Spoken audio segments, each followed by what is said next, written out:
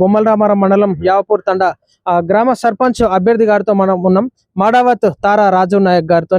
So మొత్తానికి గ్రామ ప్రజలకు ఏ విధంగా హామీ ఇస్తా ఉన్నారు, సో ఇష్యూస్ ఎట్లా ఉన్నాయి, సో ప్రజలకి ఇంకా డెవలప్మెంట్ లో భాగంగా ఏ విధంగా సపోర్ట్ చేస్తున్నారు, సో ప్రజల్లోకి ఏ విధంగా వెళ్తున్నారు, ఒక మహిళకి ఇక్కడ సర్పంచ్ అభ్యర్థిగా అవకాశం రావడం చాలా సంతోషకరంగా. ముఖ్యంగా మనం కాంగ్రెస్ పార్టీని చూసుకోవచ్చు, మహిళలకి ఈనాడు పెద్దపీట వేస్తోంది.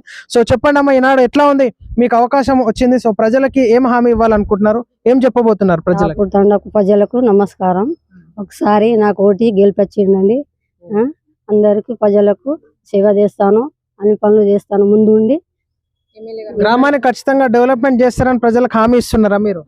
ప్రజలకు హామీ ఇస్తున్నాను, గ్రామ పంచాయతీలకు అందరికి హామీ ఇస్తున్నాను. మంచిగా సపోర్ట్ చేసే ఎమ్మెల్యే బీర్లా ఎలైలా గారు ఉన్నారు. సో ఏ సమస్య వచ్చినా ఎమ్మెల్యే గారి దగ్గర తీసుకెళ్లి గ్రామ ప్రజలకి డెవలప్మెంట్ చేస్తాను హామీ ఇస్తున్నారు. అందరికి తీసుకుపోతాం, ఎమ్మెల్యే గారు మొత్తం అయితే తీసుకుపోతాం అందరికి. గ్రామ ప్రజలని ఓటేసి గెలిపించాలని కోరుతూ ఉన్నారు అంతే.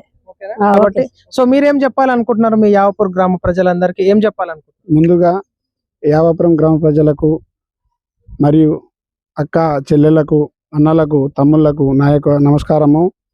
నేను ఏ అధికారం లేకున్నా నేను రోడ్లైనా మరియు పెన్షన్లైనా ఇంధనమిల్లైనా మరియు మళ్ళీ మా గల్లీలో వేరే వేరే సిసి రోడ్లైనా నేను పని చేయించిన.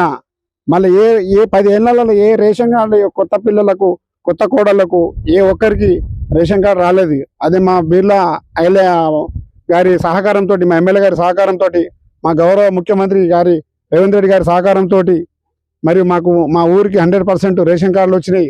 సన్న బియ్యం వచ్చింది, మహిళలకు పెద్దపీట వేసింది. ఈరోజు మన ఐకేపీ సెంటర్ కాడ రైతుల దగ్గర కూడా వాళ్ళు కూడా మహిళలకే పెద్దపీట వేసింది. కాబట్టి మరియు మా గౌరవ మా బీర్లా గారికి నా యొక్క నమస్కారం. అదేవిధంగా మనము గ్రామంలో ఎట్లా ఇష్యూస్ ఉన్నాయి, ఎందుకంటే ప్రజల్లోకి మీరు వెళ్తా ఉన్నారు. సో మీకు ఓటేయాలంటే మీరు ప్రజలకు కూడా హామీ ఇవ్వాల్సి ఉంటుంది. సో మీరు ఏం ప్లాన్ చేసుకున్నారు? గ్రామాన్ని ఇప్పటి వరకు సర్పంచ్లు ఉన్నారు, రూలింగ్ చేసినారు, అది తర్వాత. కానీ ఇప్పుడు మీరు సర్పంచ్ అభ్యర్థిగా కంటెస్ట్ చేస్తున్నారు. సో గ్రామాన్ని ఎట్లా తీర్చిదిద్దాలని చెప్పేసి అనుకుంటున్నారు, ఎట్లా సమస్యలు ఉన్నాయి? అయితే ఈ రోజు వరకు దాదాపు 50% సమస్యలు అయిపోయినాయి. ఎందుకంటే మేము మా ఎమ్మెల్యే గారి సహకారంతో ఒక ఫోన్ ద్వారా 50% సహకారం. ఎందుకు రేషన్ కార్డులు అయినా, ఇండ్లైనా, రోడ్లైనా, డబుల్ రోడ్డు మా చిన్న ఊరికి మా డబుల్ రోడ్ ఇవ్వడం అంటే హర్షణీయక మా ఎమ్మెల్యే గారు ఇవ్వడము. కాబట్టి ఆల్రెడీ 50% ఏమన్నా మిగతా నేను కూడా రాగానే మా ఒక సతీమణి తారాబాయి ఉంది కదా, ఆమె సర్పంచ్కి ఓటేసి అత్యధిక మెజార్టీ గెలిపిస్తే మరింత అమౌంట్, మరింత నిధులు